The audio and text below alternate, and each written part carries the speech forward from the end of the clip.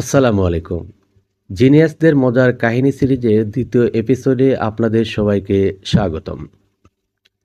আজকের গল্পটা এমন একজন বিজ্ঞানীকে নিয়ে যিনি মহাকর্ষের সূত্র আবিষ্কার করেছিলেন, কিন্তু একটা খুব সাধারণ জিনিসই তিনি বুঝতে পারেননি।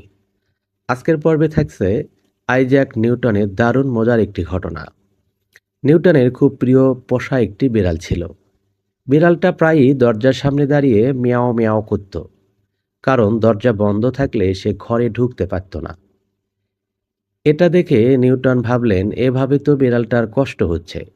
তাই তিনি দরজায় একটা বড় ছিদ্র বানিয়ে দিলেন, যাতে বিড়ালটা সহজেই ভেতরে আসা যাওয়া করতে পারে। কিছুদিন পর সেই বিড়ালের ছোট্ট একটা বাচ্চার জন্ম হলো।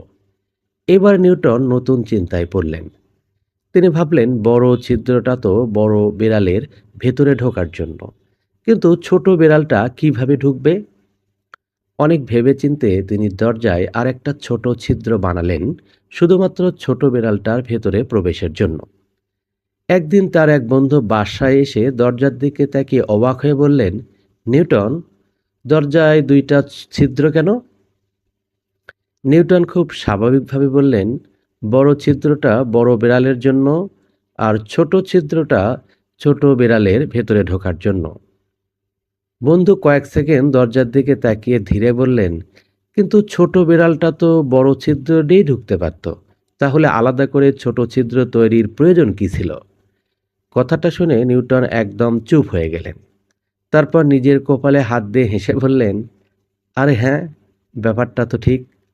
আমি এটা আগে কেন বুঝতে পারিনি? চিন্তা করুন, যে মানুষ পৃথিবীকে নতুনভাবে চিনিয়েছেন, তিনিও মাঝে মাঝে এমন ভুল করেছেন যা শুনে হাসি থামানো কঠিন।